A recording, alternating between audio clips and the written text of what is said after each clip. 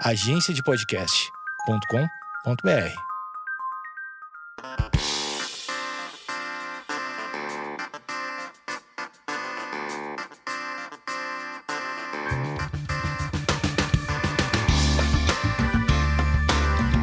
Esquizofrenóias no ar e... sempre nunca sei como começar, o editor dá uma arrumada pra mim, né, editor? Hoje a gente vai falar... Primeiro eu vou fazer igual aqueles podcasts mais sérios que trazem credibilidade, sempre vem com um preâmbulo e depois inicia o programa propriamente dito. Esse texto foi pego da revista Vida Simples. O texto chama-se Por que Homens Escondem a Depressão? É um trecho. Em uma pesquisa feita pelo Ibope Conecta, em 2019, mostrou que os homens são mais desinformados a respeito da depressão do que as mulheres. Um terço deles, 30%, afirmou que o transtorno é causado pela falta de fé, contra 17% das mulheres. Quase a mesma porcentagem, 35%, acredita que para superar a depressão basta ter uma atitude positiva, contra 26% das mulheres. Para 17% deles, a doença é sinal de fraqueza ou falta de vontade. 10% das mulheres acredita nisso. O que me motivou a fazer esse programa? Muito se fala sobre masculinidade tóxica e eu não sou muito a favor desses termos tóxicos ou gatilhos, porque eu acho que acaba vulgarizando palavras que são muito importantes para a gente que lida com sofrimento mas, neste caso, eu vou usar esse termo, masculinidade tóxica, porque eu não encontrei outro que chamasse tanta atenção. Mas o tema principal deste programa não é a masculinidade tóxica. É o diagnóstico em homens, diagnósticos de saúde mental em homens. E aqui eu estou com o Diogo Rodrigues. Oi, Diogo, obrigada. Olá, boa tarde, boa noite. O Diogo, ele é jornalista e ele é amigo de Júlia Bolliger, que eu sei que ouve esse programa. Um beijo, Júlia, onde você estiver, em Berlim, porque você é muito internacional. Até o meu gato, Hunter Thompson, que também é jornalista como Júlia, acabou de mandar um recado. Não sei se o microfone pegou. Se pegou, pode pôr na edição, editor. Há um tempo, o Diogo escreve uma coluna na Vida Simples, que é uma publicação super legal. Quem não conhece, por favor, já dá um Google, Vida Simples. E a coluna dele é semanal? Semanal. Sobre saúde mental. E ele tem uma vivência com a depressão. Ele convive com um diagnóstico há 6 anos. Depressão e ansiedade generalizada. Ah, meu Deus. E você ouviu o programa do Isaac? O Isaac me indicou você também, além de Júlia. Claro, é verdade. Claro, sou Isaac. Isaac, maravilhoso. Os melhores episódios. Nunca ri tanto com alguém parecido comigo. O que te motivou a escrever em primeira pessoa? Porque as pessoas perguntam pra mim o que me motivou a falar sobre isso. E a resposta, na verdade, no meu caso, eu sempre falo: eu sou isso. O que te motivou? No meu caso, eu sou jornalista, né? Formação de jornalista, eu sou cientista social também. Então, eu sempre falei sobre as coisas numa perspectiva muito acadêmica, muito jornalística, informacional. E eu sinto já há algum tempo que para chegar nas pessoas, a gente precisa colocar um pouco mais da gente mesmo no que a gente está escrevendo. Humanizar e trazer para perto. A Vida Simples é muito boa em fazer isso. Foi lá que eu aprendi a fazer isso com a Ana Holanda, que foi editora-chefe durante muito tempo lá, que é uma grande amiga minha e uma grande mentora minha. Excelentes palestras, aulas, já tive aulas com ela. Façam as aulas dela, porque são muito legais. E então eu voltei dos Estados Unidos no ano passado, eu estava fazendo um curso lá. Eu tive a ideia de escrever sobre isso, porque é um tema que é muito presente na minha vida há muito tempo, e eu pensei, eu posso contribuir como jornalista, né? Eu tenho essa formação para buscar, né, as informações, para checar as informações, mas ao mesmo tempo eu também sou uma pessoa que pode falar sobre isso, que assim como você, porque eu tenho uma vivência pessoal, né? Tô já fazendo tratamento há 6 anos, tô lidando com isso uma boa parte da minha vida, então achei que combinar as duas coisas seria legal. A minha parte mais séria, entre aspas, da informação, com a minha parte pessoal, né? Com contar as minhas experiências, contar como eu vejo isso também. Acho que é bem legal essa mistura. O mais legal no texto do Diogo é que ele sempre vem com uma informação, sempre com um especialista. Então, é um texto jornalístico. O meu gato chama Hunter Thompson, ele é um jornalista gonzo e quem se interessa pelo assunto, é mais ou menos um cara que escrevia em primeira pessoa. Podemos dizer que você faz um jornalismo gonzo? Não, acho que não. No meu caso, não é tanto assim, não é bem por aí. Mas, digamos, tem essa similaridade, né? O Hunter Thompson era um jornalista que se colocava muito no texto, ele experimentava as coisas em primeira mão para as matérias. No meu caso, não é bem assim. Eu falo dos temas que aparecem também carregado pela minha experiência. Nem sempre também eu tenho todas as experiências, né, relacionadas com o tema que eu estou falando, mas eu posso usar essa perspectiva para atrair mais as pessoas e também para usar, o mais importante para mim é o contato com as pessoas que me leem, né, nas redes sociais, enfim, você também é uma pessoa que me lê, então a gente troca ideia às vezes, e é legal saber assim, será que eu tô falando de coisas que são relevantes para essa comunidade? Será que eu tô tocando nos pontos certos, eu tô usando a linguagem certa? É mais até por isso assim que eu me coloco, porque se eu vou pedir para as pessoas conversarem comigo, eu tenho que estar lá, eu pessoalmente conversando com elas, não um texto frio, né, uma nota jornalística comum. Eu já li também que as pessoas, elas se interessam mais por coisas em primeira pessoa do que a visão de especialistas. Os especialistas são, claro que eles são muito importantes, eu trago especialistas no seu texto também, sempre tem uma fala de algum dado, algum especialista, porque é importante, não é? Às vezes no podcast, se as pessoas não ouvem com tanto afinco, parece que é o meu querido diário, né? Exatamente. Que é a sua coluna e você daqui, hoje eu passei por isso e eu tive uma crise. Era justamente isso que eu não queria fazer, não queria que se tornasse um negócio... Imagina a sua insegurança, sendo ansioso. Não, o primeiro texto que eu postei, eu fiquei uns 2 dias, assim, obsessivamente olhando as redes sociais para ver se ninguém ia me xingar, para ver se que as pessoas iam falar, porque eu me senti muito, muito pelado, né? Exposto, porque o meu primeiro texto chamava Eu Tenho Depressão. E eu nunca tinha falado isso publicamente. Foi esse texto que me mandaram, o Isaac e a Júlia. Então. Eu nunca tinha falado isso publicamente. Os amigos sabiam, algumas pessoas da família sabiam, mas eu nunca tinha falado sobre isso, né, para todo mundo. Eu sou jornalista há mais de 10 anos, enfim. Não sou famoso, mas tenho já, né, estou estabelecido no mercado. E eu fiquei muito tenso com isso. Eu pensei, será que isso vai ser ruim para mim? Mas eu tive uma intuição de que seria bacana e me abrir portas, né, como essa aqui, de estar aqui conversando com você. Mas eu queria fazer um adendo que você estava falando, que eu acho que é justamente a nossa missão, né, do que as coisas que a gente faz, você faz com o Esquizofrenóias e eu estou tentando fazer com a minha coluna, é isso. É trazer essas coisas que os especialistas falam para as pessoas entenderem como elas são importantes. Que os especialistas, eles podem talvez não ter uma linguagem tão bacana quanto a nossa, sei lá, uma coisa tão atraente, né, atrativa, mas eles têm que ser ouvidos também. E aí acho que a nossa missão é meio que organizar isso para as pessoas de um jeito que elas vão entender e vão prestar atenção. Então, por isso que eu acho importante, né, esse trabalho de divulgar as coisas, né, de jornalismo, divulgação, enfim. E tem esse senso de comunidade, né? Porque imagino você, com 6 anos atrás, com um diagnóstico, deve ter se sentido sozinho. Hoje, um cara que é diagnosticado, ele pode ouvir esse programa, ele pode ler. Eu acho que ainda são... Você também escreveu um texto no final do ano. São poucos lugares que falam. No final do ano passado, a gente está em 2020. É estranho, né? Porque talvez isso seja muito atemporal, também. né?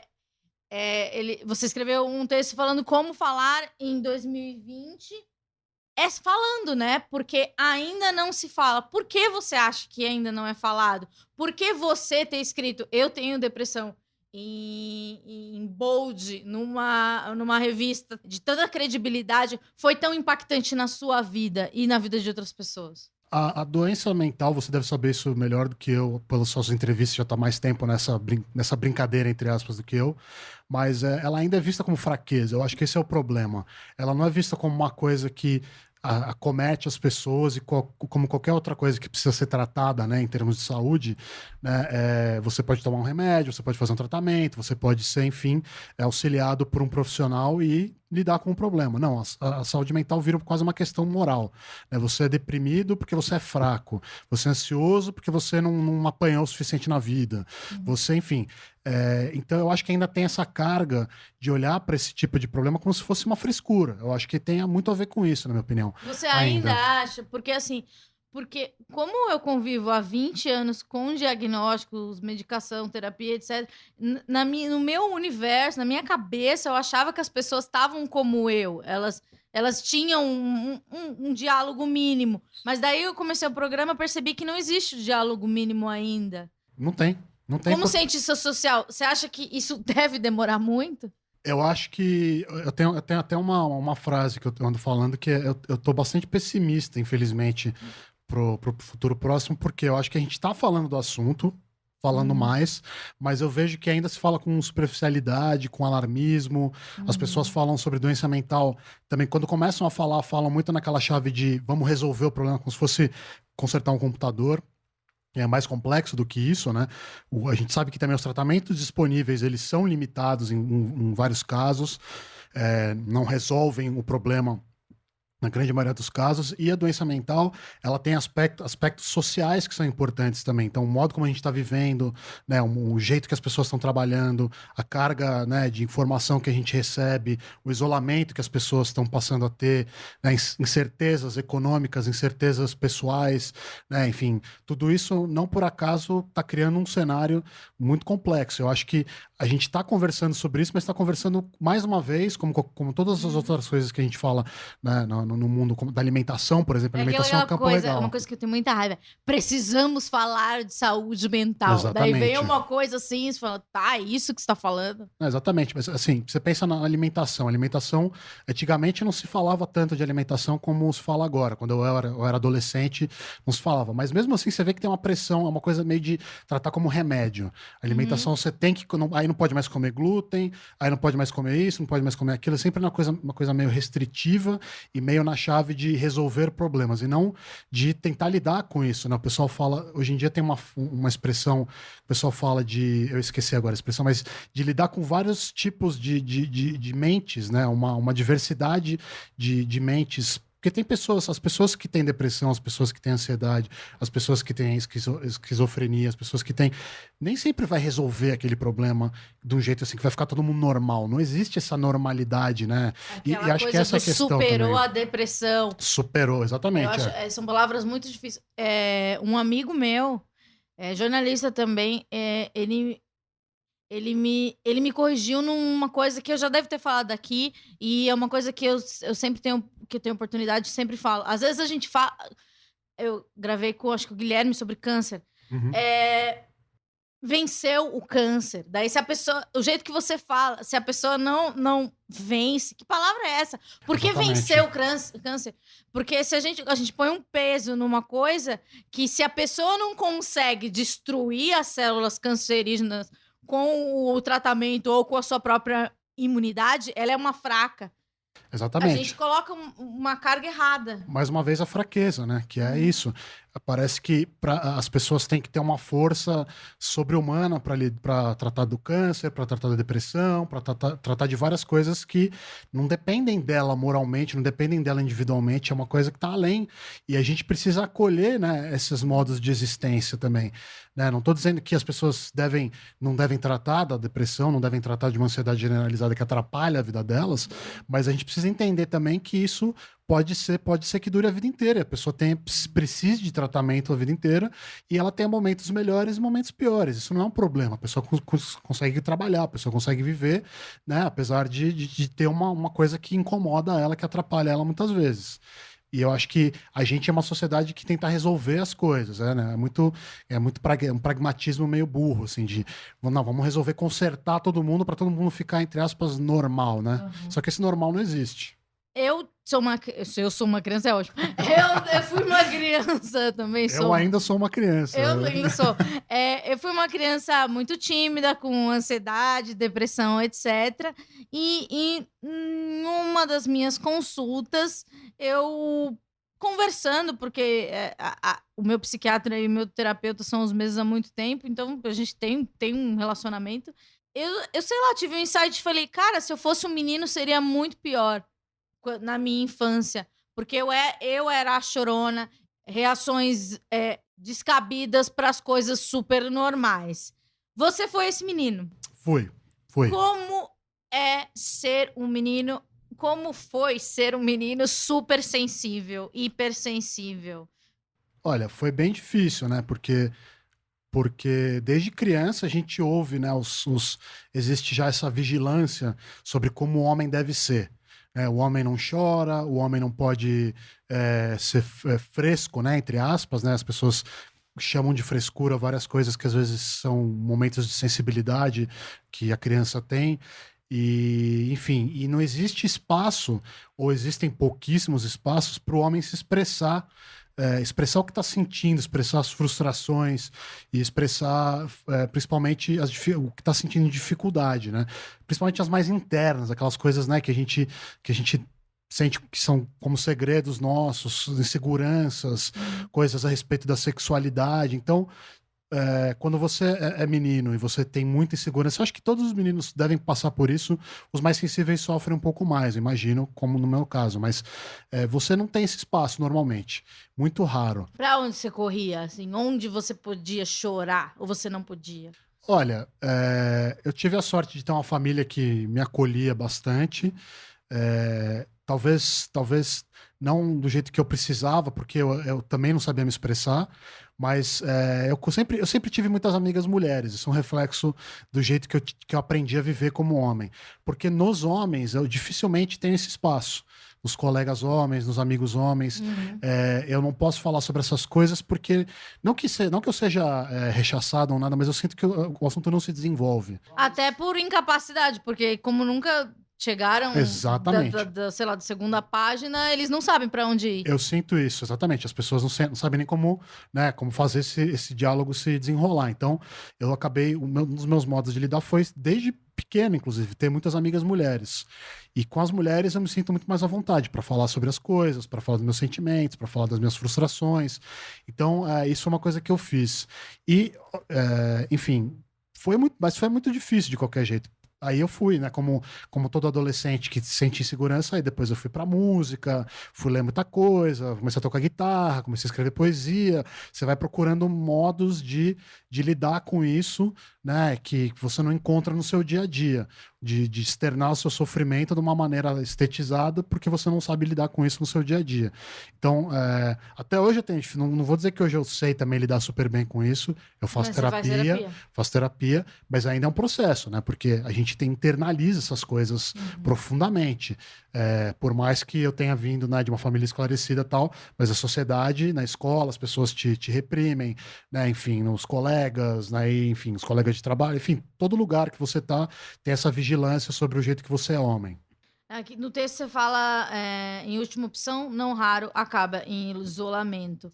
Você se viu isolado em algum período da sua vida, assim, antes mesmo do diagnóstico? Sim, eu acho que ainda hoje eu me vejo num certo isolamento. Eu tenho amigos, obviamente, tenho minhas pessoas, né, de confiança, mas eu sinto que eu já tive muito mais essa gana de estar nos lugares socialmente, de conversar, e hoje em dia eu vejo que teve momentos, como você falou, alguns momentos eu fiquei mais isolado, porque não sabia lidar com aquilo também, não sabia, sentia que não tinha espaço para falar com as pessoas, digamos, do meu convívio social normal sobre isso.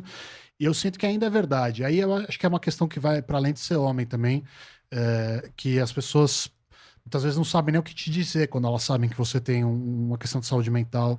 Você fala abertamente sobre isso. As pessoas ficam uma mistura de medo, pisando em ovos, e não sabem muito bem como lidar com você, e não sabem muito bem se podem falar de alguma coisa, se não podem, mas também não perguntam. E aí eu também fui nesses últimos tempos mais recentes, eu fui também, eu tô um pouco mais isolado, porque eu também não tenho mais energia para lidar com certas coisas. Eu preciso Não tem paciência pra quem tá começando. Não, é por aí, assim, é difícil. Eu entendo. É difícil que a gente já tem tanta coisa para lidar, né, quando a gente tá numa situação dessas. Se tudo começa a ficar muito difícil, dá muito atrito, não que também eu quero que as coisas sejam perfeitas, não quero que caia nessa também, no outro oposto, mas é difícil. Eu me lembro, lendo seu texto, me lembrei um caso de uma pessoa que eu conheço, que ele teve a mãe dele teve câncer, ele teve que cuidar até a morte, e ele verbalizou assim, super forte, eu colocava a sonda, não chorava, etc. A mãe morreu, etc. Aquele período traumático passou de uma maneira mais silenciosa, e depois ele sofreu um outro trauma infinitamente menor que desencadeou, que é o tal do gatilho, pra ele perceber, talvez eu tenha depressão. E daí ele verbalizou de uma maneira que eu achei cuidadosa, mas assim, eu acho que não precisava desse talvez. Talvez eu precise de terapia, né? Porque eu acho que, na verdade, todas as pessoas precisam de terapia, porque a terapia é um lugar onde você vai e você fala, e você é escutado. E não existem julgamentos, etc. Você também. Você acha que esse período nesse caso em específico, é uma pessoa que se anulou, ela não se permitiu chorar, porque, cara, sua mãe tá morrendo, você vai ter que alimentar ela por uma sonda. Isso é traumático. É socialmente aceito você chorar e desabar. Por que você acha que as pessoas não se permitem? Elas têm que ser fortes. E vai ser por isso. Esse medo, né, da fragilidade. A gente tem um grande medo de ser frágil, os homens principalmente. Eu te dou um exemplo também. Quando eu perdi meu pai quando eu tinha 13 anos. E eu lembro que, assim, eu não lembro direito, que ficou tudo muito. O dia que ele morreu, inclusive, ficou tudo muito misturado na minha cabeça. Mas eu lembro que eu fiquei um bom tempo sem chorar. Eu achava que eu não podia chorar.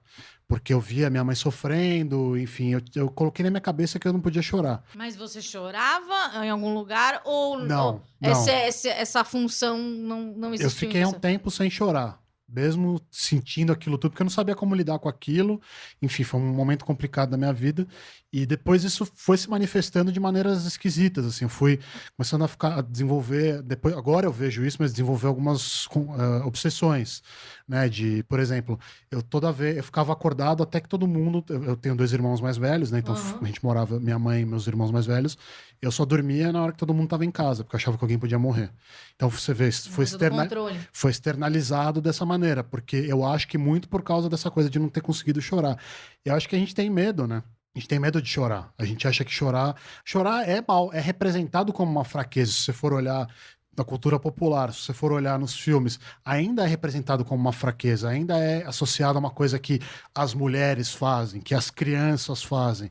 E só é aceito se você for criança e se você for mulher. Homem chorando é feio, homem chorando não pode, porque o homem tem que ser o forte, porque, enfim, as pessoas adultas têm que ser fortes, aí estendendo, né, para outras pessoas. E aí isso a gente reprime, né? A gente reprime as nossas fraquezas, a gente reprime as nossas inseguranças, a gente não fala com as pessoas, a gente não externa, não compartilha. Eu mesmo vou desviar um pouco o assunto, mas assim, eu, com a minha companheira, né, ela me ensinou muito, me ensina até hoje a perceber quando eu tô lidando com uma coisa, mas externando de uma maneira diferente. Por exemplo, eu tô inseguro com alguma coisa que vai acontecer, sei lá, no trabalho, e aí eu começo a ficar irritadiço. Isso é uma coisa que os homens fazem muito.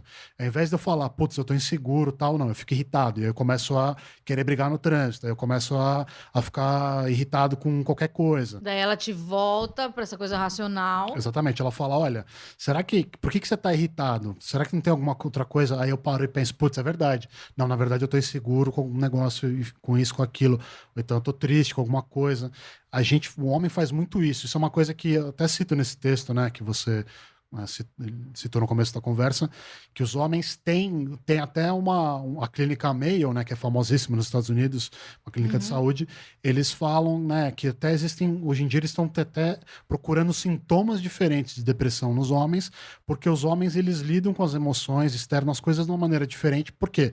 Porque tem você é ensinado a externar de outro jeito, você é ensinado ao invés de ficar frágil, né, se colocar numa posição frágil, não, você fica agressivo. Ao invés de você ficar prostrado ou assumir que está prostrado, que está desanimado, não, você vai lá e começa a trabalhar muito mais. Você vai lá e se mata de trabalhar. Ou tem gente que se mata de fazer exercício físico, e o cara ou vai para o jiu-jitsu, enfim. Você acaba desviando, né? Você cria mecanismos de defesa que tem a ver com você evita, né, suas emoções de fato e acaba fazendo coisas que muito menos saudáveis do que ficar prostrado, do que chorar, do que ficar triste, né? Daí você fala tem um comportamento escapista, né? Que é o cara vai beber ou ele vai fumar. Você mesmo, no seu texto, você fala que você fuma por muito tempo. E fumar é uma coisa que dá um pico e depois você fica baixo, você vai precisar de mais. Eu não sei como funciona o vício, que eu nunca fui Sorte nunca a sua. fumei. Mas porque em que momento você acha que o homem ele é levado a não demonstrar ou a se manifestar assim mais agressivo ou no esporte, alguma coisa? Você acha que é na adolescência? Porque até, sei lá, uma criança, um menino até certa idade parece que pode. Você acha que existe isso? Eu acho que, assim, eu não sei se tem um momento aí, precisava até ver com o pessoal da antropologia, da sociologia, realmente eu não tenho esse conhecimento, mas, assim, na minha experiência pessoal, tem um momento de. É muito sutil, né? Como qualquer coisa, acho que é um pouco como, aí falando no achismo, como quando que as meninas passam a ser vistas como mulheres, né? Entendeu? Acho que é parecido, assim, a sutileza da transição, né? Que de repente você não pode mais fazer certas coisas, de repente você não é mais uma criança no sentido mais livre da coisa, você não pode, se você brinca de boneca, estranham. Sempre estranho, na verdade, em lugares mais conservadores, mas não aceitam mais, aí começa a chamar, né? Falar, isso é coisa de menina, coisa de menina. Isso é uma construção que dura a vida inteira, na verdade. Eu acho que isso nunca Que a gente para. passa a desconstruir na terapia e demora muito. E demora, e a gente. Se você pensa que a terapia, na primeira consulta, você vai conseguir sair com uma resposta, com uma ajuda, não vai. Primeira consulta, primeiro ano, né? Primeiro ano. Você vai ficar se você ali tiver sorte, você vai gostar da pessoa, da primeira terapeuta. Exatamente. Eu já devo ter passado por uns 10. Eu tive a sorte de só tive uma toda a minha vida de terapia. Mas é isso, aí você. Na terapia você aprende como isso funciona, você entende como isso está, mas não quer dizer que você vai conseguir, né, se livrar disso, principalmente nos momentos de fraqueza, nos momentos que você tá cansado, nos momentos que você tá triste, que acontece alguma coisa, que alguém te fala um negócio, você fica puto da vida. Você volta, aquele mecanismo volta rapidamente. Se você fala, mas eu sou um bosta, eu sou fraco, porra, tô aqui, enfim, eu deveria, na verdade, estar na academia, malhando, e tá fortão, e não sei o quê. É muito sutil, e é o tempo todo, isso não acaba. Acho que talvez a sociedade tenha melhorado um pouco nas últimas décadas, mas ainda é muito presente essa coisa, né? Bom, para quem... Eu não preciso falar para as mulheres que o machismo ainda é um problema super grave na sociedade toda, apesar de algumas melhorias na conversa a respeito disso, desse assunto ser mais falado, mas estruturalmente ainda é um problema muito grave. E acho que para essa coisa dos homens ainda também é, né? Essa coisa, e principalmente em grupo, principalmente, né, quando você está num meio social com mais gente, quando você está num grupo de trabalho, quando você está num grupo de amigos, ou enfim, existe essa vigilância, como eu falei, né? Essa vigilância sobre o que é ser homem, qual é o jeito certo. Sobre terapia, também, sempre quando tenho oportunidade, eu cito um podcast que eu fiz com o Paul Cardus, que ele é psicanalista, e ele Psicanalistas, às vezes, eles não respondem afirmativamente, eles fazem perguntas, e daí a gente fica, que merda. Daí eu pergunto, doutor, você não acha... Ouçam esse programa, o que é psicanálise. Doutor, você não acha que hoje em dia as pessoas têm muito iPhone, não sei o quê, não sei o que lá, e ninguém se fala, não sei o quê. Daí ele olhou pra mim com aquela cara, e ele fala muito baixo, e eu falo muito alto. Amanda, quando Freud inventou a psicanálise? Daí eu falei, sei lá, 1910, 11, sei lá. As pessoas nunca se falaram. Daí na minha cabeça, no meu jeito de interpretar, Amanda, é tipo assim, precisou um cara inventar uma profissão que você dá um cachê pra ele, semanal, pra um filho da mãe te ouvir, porque os seus amigos não te ouvem. Então, a gente também tá aqui fazendo um trabalho muito de formiga, tentando falar, ouça seu amiguinho, ouça sua mulher, ouça seu namorado. Mas a psicanálise é uma coisa recente também. Não, é bem recente. Mas eu acho mas é isso, assim, a gente não tem essa... não é de hoje, primeiro, como você bem disse, não é de hoje que isso é um problema social. E eu acho que... Aí eu não gosto de ser alarmista, a gente fala assim, é a pior época que a gente está vivendo na história. Eu não gosto, porque a gente não sabe direito também se é a pior ou se não é. Eu gosto de fazer a gente analisar, fazer a teoria crítica da nossa própria realidade, né? Olhar para o que a gente tem. E eu acho que cada vez mais é necessário a gente ter esse tipo de espaço, porque assim, é uma coisa de convivência social. Seria melhor que a gente se entendesse, que a gente tivesse espaço para conversar, para aceitar, às vezes, o limite do outro, né? Porque é uma questão também, a gente fica também muito objetivo às vezes nos nossos relacionamentos e nossas relações de trabalho também. Eu que sou freelancer há muito tempo sei disso, que as pessoas só querem tratar com você por e-mail e acabou, e aí querem que funcione, como se fosse uma máquina, como se estivesse tirando dinheiro no caixa eletrônico. E às vezes as pessoas precisam de uma conversa, às vezes as pessoas precisam ser ouvidas, às vezes as pessoas querem te perguntar alguma coisa para ter mais segurança de que aquilo tá certo ou de que não tá certo. E eu acho que, independente de ser pior ou não, enfim, da época que a gente está vivendo, eu acho que esse trabalho de a gente criar comunidades onde as pessoas se sintam à vontade para falar, para compartilhar coisas é importante. Porque é isso, porque a gente sozinho é muito pior. Por isso que você falou, hoje em dia, por isso que inventaram a psicanálise, para pagar um cachê, é um serviço quase, né? Um serviço de uma pessoa que te ouve e te ajuda você a refletir. Mas por que isso não pode ser feito de uma maneira também, né, além do profissional, né, com pessoas próximas, com amigos, com a família, né? Enfim, isso seria legal. E no meu caso, por exemplo, eu tenho a sorte da minha companheira, que eu já citei, ela é uma pessoa que se dispõe muito a fazer isso, a gente faz muito isso junto. E é muito bacana. Mas eu já tive relacionamentos em que isso não era uma coisa que acontecia. Cada um com seus problemas, e aí brigava quando ninguém se entendia, ninguém queria se entender, e ponto final. E tem uma coisa também, não sei se ainda é moda, eu sou muito velha, falar em DR, né? Falando DR é horrível, eu não gosto de DR.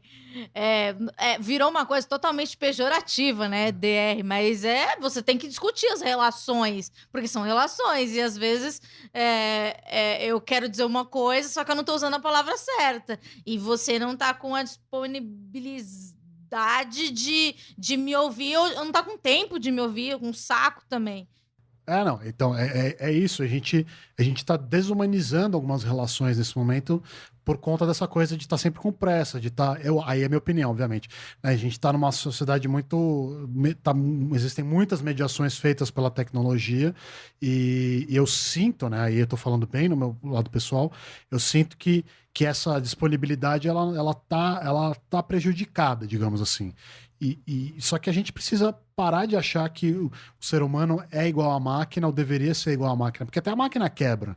A máquina não é perfeita, né? A gente tem essa imagem de que as coisas deveriam funcionar como um relógio suíço e às vezes não vão funcionar. A gente tem prazo para cumprir na vida? Tem, obviamente. O boleto tem data para ser pago e vence e a gente paga a multa.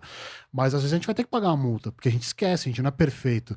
Acho que tem uma coisa de aceitar também, voltando pro papo, uma coisa de aceitar os nossos limites, as nossas imperfeições e as coisas que a gente não sabe fazer, né? Eu tô tentando aceitar que eu sou um homem heterossexual, enfim, mas que sou sensível, gosto de ter amizade com mulheres, não me conecto com a cultura masculina padrão, entre aspas, né? De falar mulher, de falar, comentar o corpo da mulher, não gosto de fazer isso, não gosto, nunca gostei. Eu imagino que hoje em dia a gente é mais esclarecido quanto a isso, mas em algum período duvidaram da sua masculinidade. Várias vezes. Porque porque já era um comportamento aceitável, porque era isso que os caras faziam.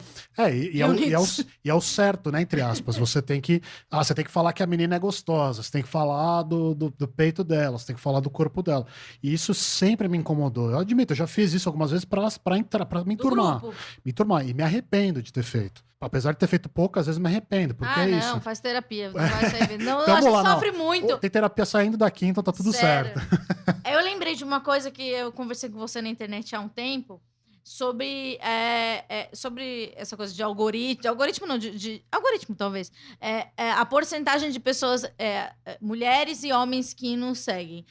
A gente percebeu que, matematicamente falando, as mulheres sim se interessam mais por saúde mental. E é uma proporção bem, assim, bem maior. E no seu texto é uma informação muito nova para mim que eu não sabia. Alguns testes mudam a terminologia para não afastar os homens. Em vez de terapia, consulta. Outra estratégia é a abordagem do desenvolvimento de habilidades, no lugar de falar sobre o tratamento da depressão. Isso foi um teste que uma universidade canadense fez, a Universidade Western, justamente para tentar atrair os homens para procurar ajuda. E E esses termos, né, os termos consagrados, entre aspas, da saúde mental, para os homens parecem uma coisa, né, de fraqueza, enfim. Então, é isso que se refere a esse trecho do texto. Os pesquisadores usaram esses outros termos justamente para o homem. É uma estratégia até quase meio uma malandragem, entre aspas, mas é justamente para isso, porque pro homem, se ele coloca na cabeça assim, vou fazer terapia, eu aposto que você pergunta isso para as pessoas na rua, né, e as pesquisas aí que eu cito mostram isso, as pessoas acham que terapia eu não vou nem usar a palavra, né, que é frescura, mas assim, é desnecessário, é superficial, é uma coisa que não precisa. É uma futilidade. É uma futilidade, né? Porque, enfim, porque tem coisa muito pior acontecendo, né? Tem coisa muito. Para quem vai se preocupar com isso, enfim. E talvez seja uma alternativa interessante para atrair os homens, né? Mudar a chave, mudar o termo. Em vez de falar terapia, eu esqueci qual é o termo que é usado aí, mas. Consulta, né? Uma consulta. Em vez de falar em depressão, em ansiedade. Estratégia de abordagem do desenvolvimento de habilidades. Exatamente. Desenvolvimento de habilidades, né? Que é uma coisa que aí é mais aceitável. Prático, Você né? fala pro seu amigo, tô indo lá na minha aula de desenvolvimento de habilidades. Aí a pessoa não vai ficar com a orelha em pé, né? Fala, pô, mas o que esse cara tá fazendo, né? Bobagem, né? Mas enfim, talvez precise disso para trazer os homens mais para esse papo. Porque tem um preconceito, né? Tem um preconceito com muita coisa. Em paralelo, os homens cometem mais suicídio. Exatamente, por essa forma. Porque tem uma coisa mais... soluções um pouco mais drásticas e no seu texto fala aí sobre isso. Porque aí a pessoa não sabe nem onde procurar ajuda, né? E aí ela vai... O suicídio é uma tentativa de resolver o problema, é uma ilusão de que você vai resolver o problema, né, acabando com a própria vida. E aí o homem, como já está acostumado com essa coisa, né, o escapismo, essa coisa de se agredir o corpo, de não cuidar do corpo, o homem também tem essa coisa de não ir no médico, de não se cuidar, isso também já é estudado. Não é só saúde mental, saúde como um todo.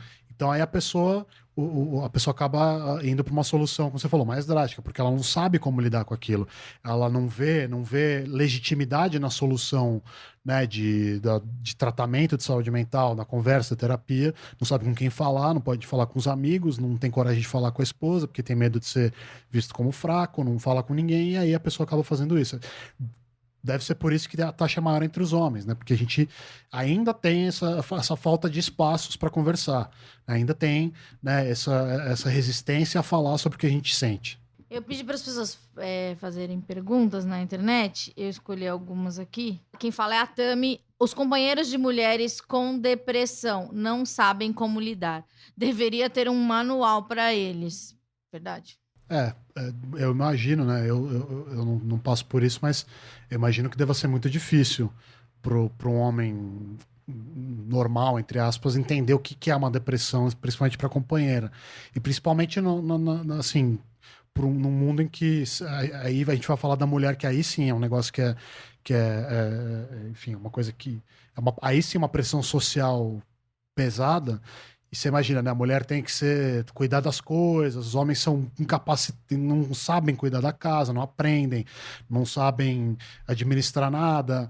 E aí a companheira tá com depressão, eu fico imaginando, né? A companheira tá com depressão e a casa deve ruir por causa disso, e a culpa deve sempre ficar na conta da mulher, né? Porque, mas ela não cuida, porque é a mulher que tem que administrar, aquela coisa toda, né, do trabalho mental, né, que as mulheres fazem, né, de o que a gente vai jantar hoje, né, a mulher, eu não fiz porque você não falou, né, não fiz porque você não mandou fazer. Você imagina como deve ser para uma mulher assim, ter que lidar com um parceiro que não sabe nem lidar com os próprios sentimentos, quanto mais com o dela, né, e não sabe administrar uma casa, enfim, deve ser uma coisa difícil mesmo. Daí uma pessoa que tem o nome farmacondríaca, por que é tão difícil por que é tão difícil os homens aceitarem o tratamento? Acho que a gente falou isso no programa inteiro, né? Porque o homem não aceita tratamento nenhum, né? O homem vai no médico quando tá mal, o homem não faz check-up. Tem piada até hoje com o exame de toque. É verdade, pra ver se tem câncer de próstata, até hoje. Gente, que horror! Então, assim, tudo incentiva, tudo vai te mostrando assim, se você é homem, não tem essa que frescura, que só se quebrar a perna que vai, não, vai. Pô, tá cheio de gente que morre de infarto jogando bola, porque não cuida do coração, não vê a pressão, não se cuida, né? A gente não aprende, a gente não é ensinado que isso é uma coisa essencial. É visto como frescura. E é por isso que aí na saúde mental pior ainda. Como eu falei no começo do programa, é visto como uma questão moral, né? Você é fresco, você é fraco, você não sabe ser um homem dono de si, você não sabe fazer as coisas direito, enfim. Então aí você não se cuida. Você tem um Instagram, além da coluna, falando de depressão. Isso. É isso? Você pode procurar. E também tem no Facebook, tem grupo no Facebook, etc. E estamos aí tentando, né, fazer com que as pessoas olhem mais para esse assunto. Eu vejo você faz umas explicações. Desculpa, como chama aquele outro trabalho? Eu tenho o Me Explica, que é um outro projeto que eu faço. Então, tendo o Me Explica, você já consegue pensar em como a gente consegue atrair o público masculino para esse tipo de assunto?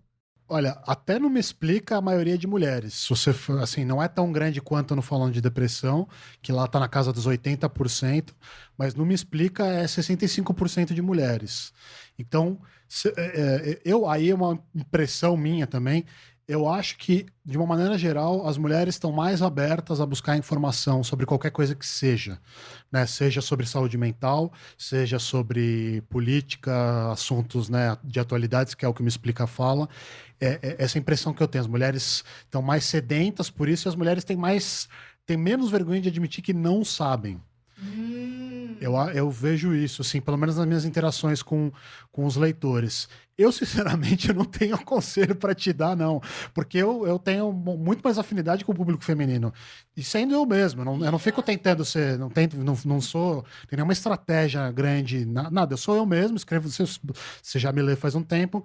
Eu escrevo do jeito que eu escrevo. Mas as mulheres parece que querem mais informação de qualidade. Eu acho que talvez a gente queira mais informação até para passar para os caras de uma maneira um pouco mais de chavada, vamos dizer assim. Mais uma coisa que o homem não vai fazer, né? Não lava roupa e não lê jornal. Tem toda essa cultura, né, de passar tudo, sei lá, de pensar no que vai comer de janta. Então, você vai, sei lá, meio que sentar de uma maneira um pouco mais paciente, mais didática. Talvez seja isso, né? Porque eu vejo muito assim... Eu tenho consigo falar com o público masculino, eu vejo que tem interesse, mas é sempre um público gay, sabe? Que já tá mais ligado à sensibilidade, etc. E eu acho importante falar, porque os homens estão sofrendo. E também tem essa cultura hoje em dia, né? De meio que falar o homem hétero, branco, já virou todas as coisas ruins. Tem coisas ruins, tem coisas horríveis, tem coisas não sei o quê. Mas eles também precisam de ajuda. E a gente não pode negar ajuda a ninguém. Não, sem dúvida. Isso sem a menor dúvida. Né? Talvez seja o caso da gente fazer uma investigação mais funda. Talvez a gente se junte e faça uma investigação mais a fundo por que os homens brancos, enfim, hétero, blá, blá, não estão gostando, então não estão vindo atrás do nosso conteúdo. Né? Por que será que isso acontece? Eu não entendo também muito bem, assim, na prática. Eu tenho algumas hipóteses de orelhada aqui que eu estou inventando, mas era legal saber, de fato, e como é que faz para falar com esse pessoal, porque... Precisa. Que é um pessoal que tá morrendo. É um pessoal que tá morrendo, que tá cometendo suicídio, que bebe demais, morre em acidente de carro, morre em briga, em troca de tiro. É importante, é uma pergunta importante essa sua. Eu não tenho a resposta, acho que talvez a gente deva começar a fazer essa pergunta e tentar conversar com essas pessoas para ver como é que faz para falar com eles, como é que faz para eles aceitarem, né? O que eles querem ouvir também. A gente também tem que adaptar o nosso discurso, já que não se fala terapia, vamos falar consulta ou algo assim. Ou talvez a gente tenha que ter um outro meio que não seja o esquizofrenóis, não seja o falando de depressão, que tenha um foco mais específico com os homens.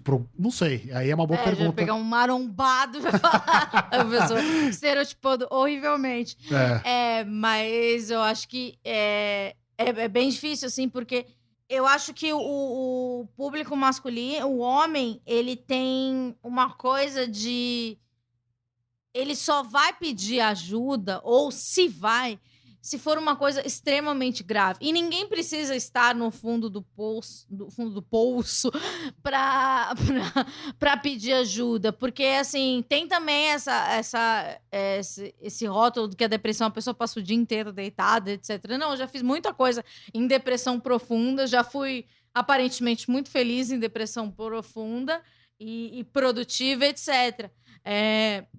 Como eu acho que as pessoas, homens e mulheres, conseguem ser produtivos por algum tempo até ter uma queda absurda, aí que vão começar a pensar, meu Deus, talvez eu precise de terapia. Isso é muito importante que você falou, né? Pedir ajuda não é só quando você está no último recurso, né? E a gente deveria saber fazer isso já quando alguma coisa começa a sair do eixo. Eu também já tive períodos hiper produtivos, hiper de trabalho, com depressão, com ansiedade no talo, assim, que me deixava muito tenso o dia inteiro, de ficar cansado só de estar tenso, assim, e de ficar com dor de cabeça todo dia, porque a nuca tava dura, que nem uma pedra de tensão, né? E o corpo, ele tá dando sinais. Às vezes é uma gastrite, às vezes é a nuca, às vezes você fica corcunda, trava, hérnia de disco, sei lá o quê. Sempre você tem sinais e não é só uma crise de choro, alguma coisa assim mais sensível. Eu acho que a gente vai ter que fazer um trabalho de primeiro redefinir o que é masculinidade, né? Eu acho que isso é um primeiro passo, talvez, para os homens admitirem que precisam de ajuda e procurarem ajuda, né? E desvincular a ideia de que se você ser... Primeiro, assim, que a masculinidade ela depende de certas coisas específicas, né? De você gostar de mulher, e de você querer beber cerveja, de você gostar de futebol e de gostar de carro. A masculinidade ela precisa ter uma diversidade maior também, né?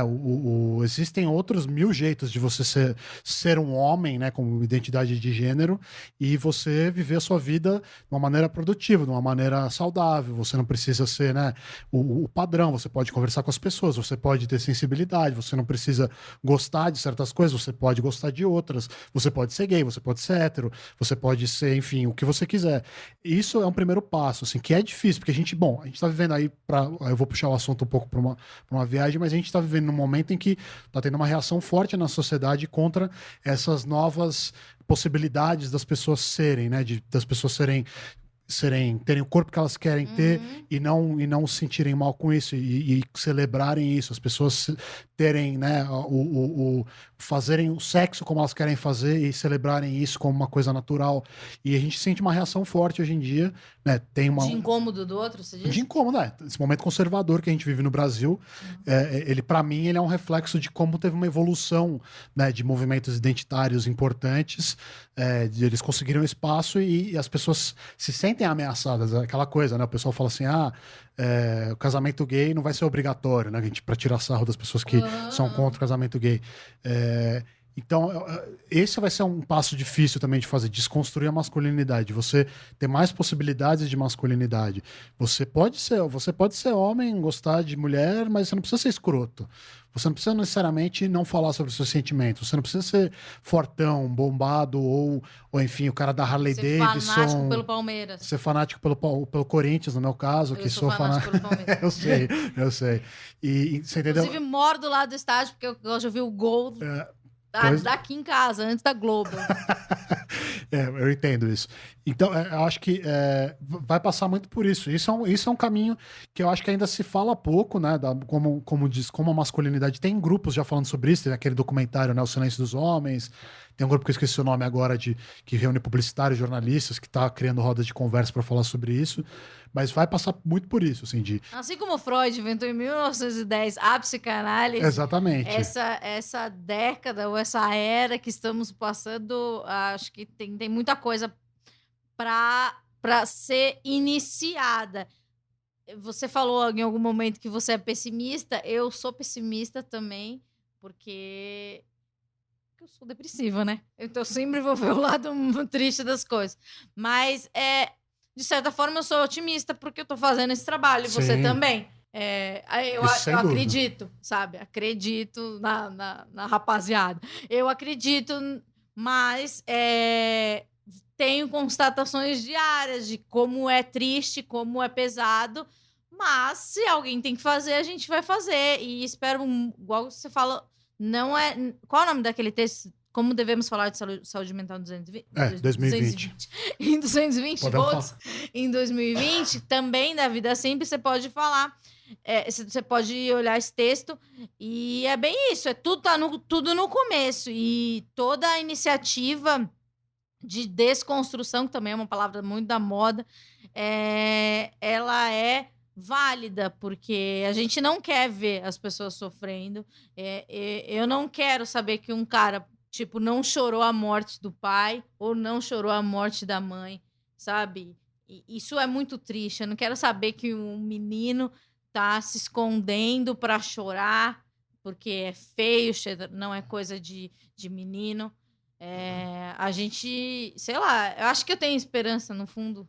Não, a gente pode ser pessimista, mas não fatalista, né? Nós dois somos pessimistas, mas não fatalistas. Tanto que a gente tá fazendo o que a gente tá fazendo, porque a gente quer, pelo menos, criar uma possibilidade de que exista alguma mudança ou que alguma coisa seja iniciada ou a gente ajudar um pouquinho que seja nesse debate.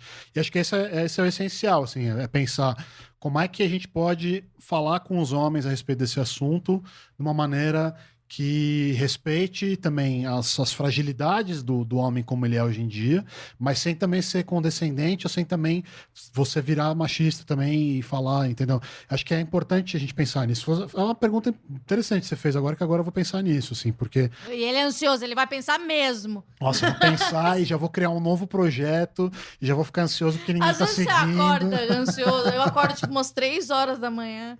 Ultimamente eu tenho acordado, agora falando totalmente em primeira pessoa, com uma ideia na cabeça e vem um frio na barriga, daí eu preciso... Você tem frio na barriga? Como que se manifesta a sua ansiedade? Eu sempre gosto de perguntar. O meu é sempre um frio na barriga. O seu o quê? É diarreia?